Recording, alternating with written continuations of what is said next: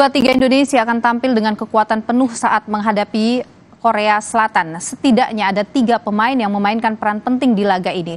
Pertama, ada penjaga gawang Hernando Ari yang tampil bagus dalam pertandingan melawan Australia dan Yordania.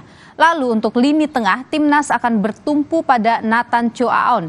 Pemain ini mampu memutus serangan lawan dan kerap melepaskan umpan dan tendangan berbahaya ke daerah pertahanan lawan. Sementara lini depan timnas akan mengandalkan Marcelino Ferdinand yang dalam pertandingan melawan Yordania mampu menunjukkan penampilan terbaiknya.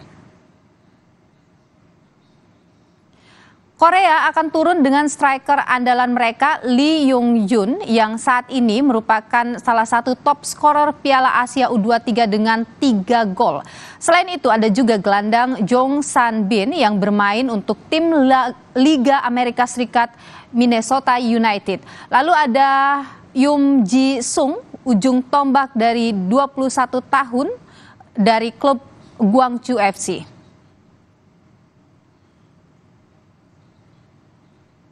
Pelatih Sintayong kemungkinan akan kembali menurunkan formasi 3-4-3. Ivar Jenner dan Nathan kemungkinan akan mengisi lini tengah, sementara lini depan akan diisi oleh Witan, Rafael Struijk, dan Marcelino. Sedangkan di lini belakang akan diisi oleh Hubner, Rido, dan Ferrari atau Komang.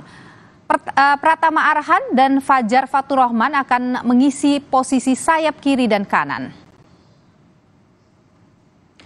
Pelatih Korea Selatan Hwang Sun-ong kemungkinan akan kembali bermain dengan pola 3-4-3. Mereka memainkan pola ini ketika mengandaskan Jepang 1-0 di pertandingan terakhir grup B.